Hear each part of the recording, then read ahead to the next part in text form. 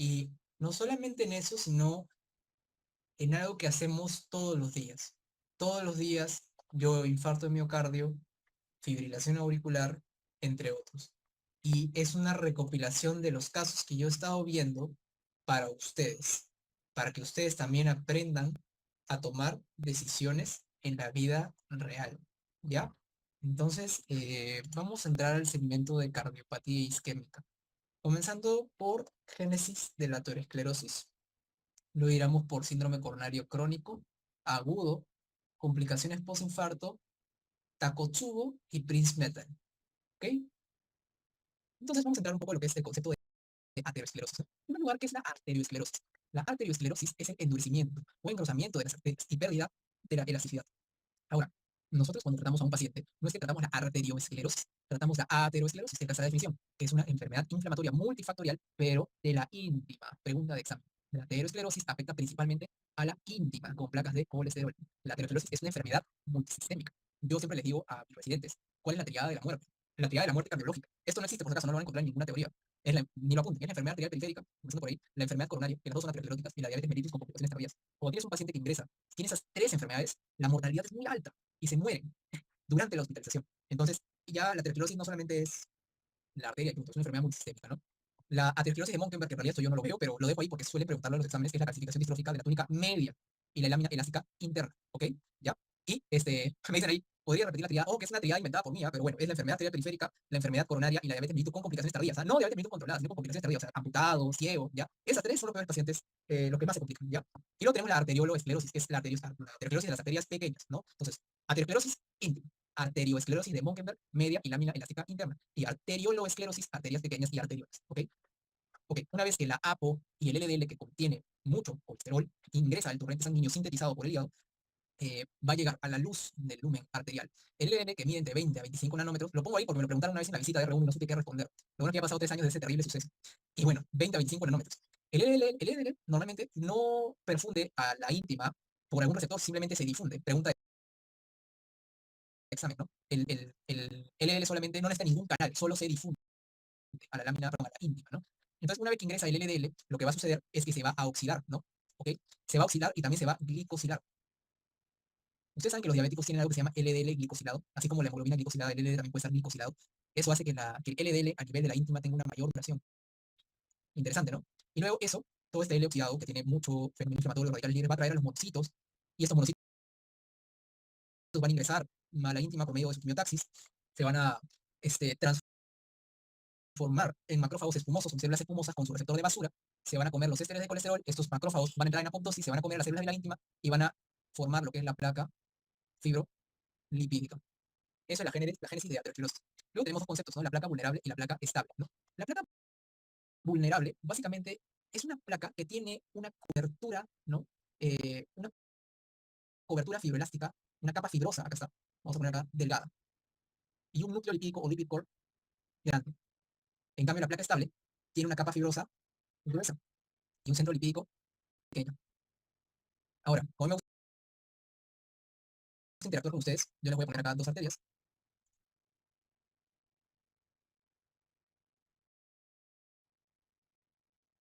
Una con obstrucción del 90% y una con obstrucción del 35%.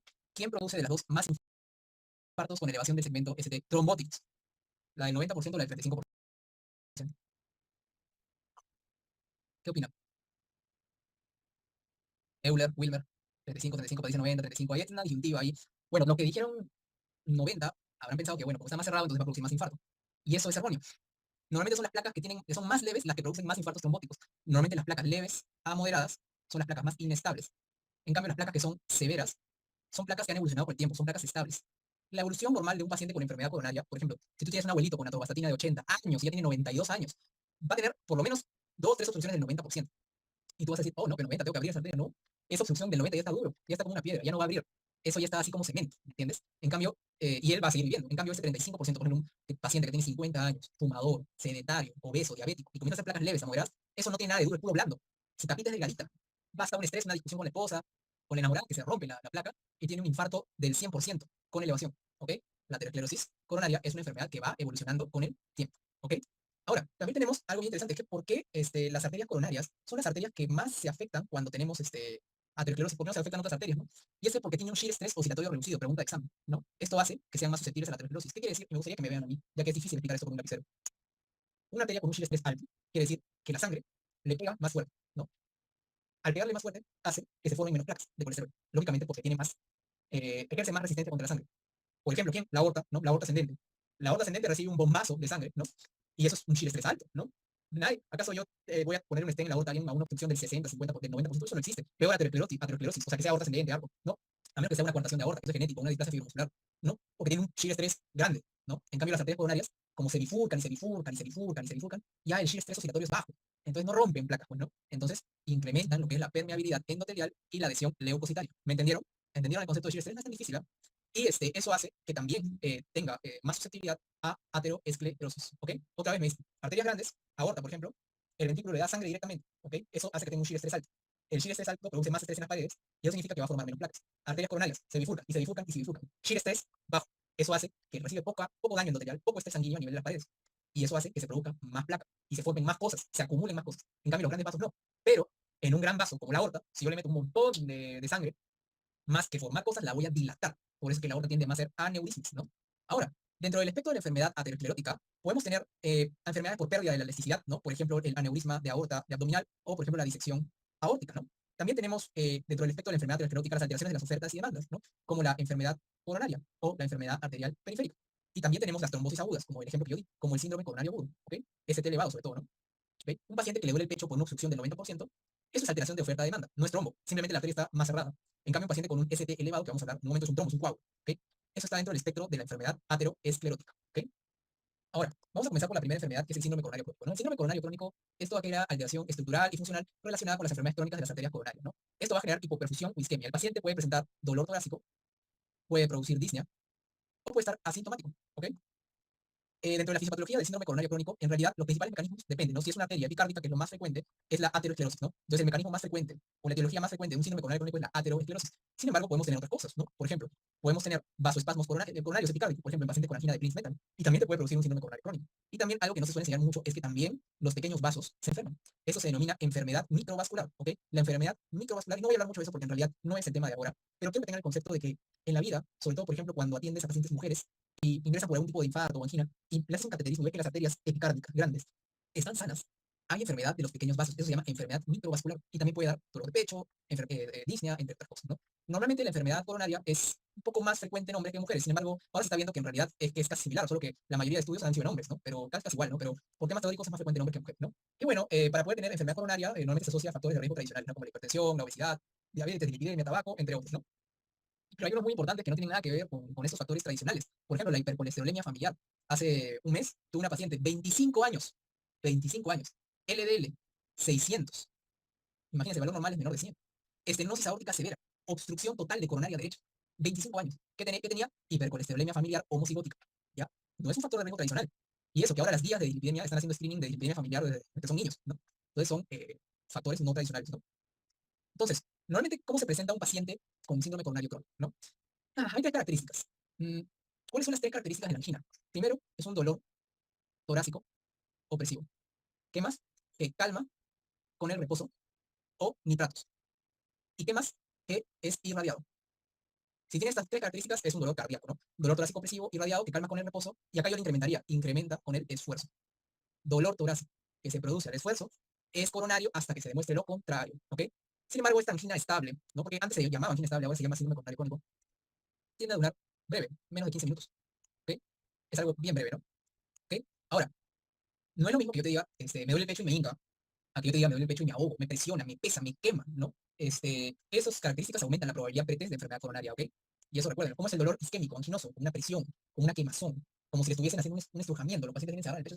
En cambio, si tienes un paciente que te dice, no, me duele aquí, aquí justo, doctor, en este punto, eso no es coronario, ¿ok? La angina puede también tener su clase funcional como la insuficiencia cardíaca, ¿sí, no? Desde la clase 1 hasta la clase 4, ¿no? La clase 1 normalmente es una angina que se produce al esfuerzo vigoroso, ¿ok? Esta es la Canadian Society of Cardiology, ¿no? Es la clasificación de la angina, ¿no? La angina de clase 2 es esfuerzo moderado, más de 200 metros o más de un piso. La angina de clase 3, esfuerzo leve, menos de 200 metros o menos de un piso. La angina de clase 4 es el reposo, ¿no? Si es un paciente de clase 4, ya mándalo a la emergencia, pues, ¿no? Ya tan anginoso el reposo, ya no hay nada que hacer, ¿no? Ahora, Si tú abordas a un paciente hipertenso con angina de pecho clase 1, clase 2, tú tienes que tomarle muchos exámenes aparte de la historia clínica, lógicamente para ver los factores de riesgo, un electrocardiograma, laboratorios, ¿no? Y radiografía de tórax, entre otros, ¿no? Y con todo eso, y esto no les van a tomar en el examen, pero es importante que lo sepan, van a evaluar la probabilidad pretest de enfermedad coronaria, la probabilidad de que el paciente con estos síntomas, con estos exámenes tenga enfermedad coronaria. En la guía europea de síndrome coronario crónico están esas tablas, ¿ok? ¿Y qué pasa? ¿Por qué yo tengo que saber cuál es la probabilidad pretest de mi paciente? Porque de acuerdo a eso yo le voy a pedir una prueba, ¿ok? Por ejemplo, si es un paciente, yo les pregunto, por ejemplo, si es un paciente joven, yo por ejemplo, 30 años, no fumo, no soy hipertenso, hago maratón, y vengo y me duele todo, me duele acá el pechito, un poquito acá, ¿no? Justo en ese punto, presión normal, exámenes normales, EKG normal. ¿Qué test me pedirías? Resonancia, prueba de esfuerzo, tomografía, cateterismo, gamografía. Por ejemplo, si quieren descartar que ese dolor que tengo es enfermedad coronaria, ¿qué harían ustedes? No sé si lo puedo leer en el chat. Claro. Una prueba de esfuerzo, claro, exacto. Cuando nosotros tenemos probabilidad muy baja, ¿no? Puedes no tomarle nada. Sin embargo, no va a ser tan malo pues, con el paciente, ¿no? Si tienes probabilidad baja o muy baja, normalmente aquí entra el PEG, ¿no? O la prueba de esfuerzo o el electrocardiograma de esfuerzo. Sin embargo, ya las guías lo consideran como una clase de recomendación baja. 2B, ya no es así. Ya están considerando en estos pacientes tal vez hacer otras cosas, como un electro, nada más y una eco. ¿Ok? El problema es, ¿qué pasa si yo nunca les dije que tenía episodios intermitentes realmente de dolor torácico, ¿no? Y me hacen la prueba de esfuerzo y me dicen, no te pasa nada, pues me hacen la prueba y sale positiva. Me convierte en una probabilidad moderada, ¿ok? Y si es una probabilidad moderada, ya no, o el paciente que viene con prueba de esfuerzo ya es reclasificado como probabilidad moderada, o el paciente que ya con su cartilla de probabilidad pretesta dicen, este paciente tiene probabilidad moderada de enfermedad coronaria, lo que le debes pedir es una tomografía de arterias coronarias, ¿ya? ¿Ok? Tomografía de las arterias coronarias, ¿ya? Si el paciente tiene probabilidad alta de enfermedad coronaria, ¿ya por qué le vas a pedir anatomía? Ya sabe que está obstruido. Pídele resonancia magnética o pídele gamografía. Resonancia o gamografía. En cambio, si es muy alta la probabilidad, ya es de enfermedad coronaria. Ya no, o el paciente que viene con prueba de esfuerzo ya es reclasificado como probabilidad moderada, o el paciente que ya con su cartilla de probabilidad pretesta dicen, este paciente tiene probabilidad moderada de enfermedad coronaria, lo que le debe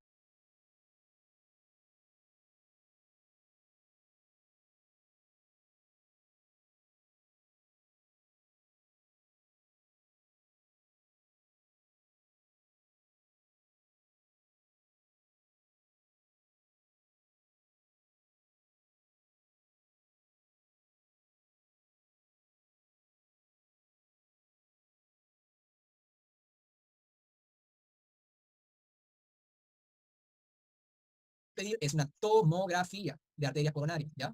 ¿Ok? Tomografía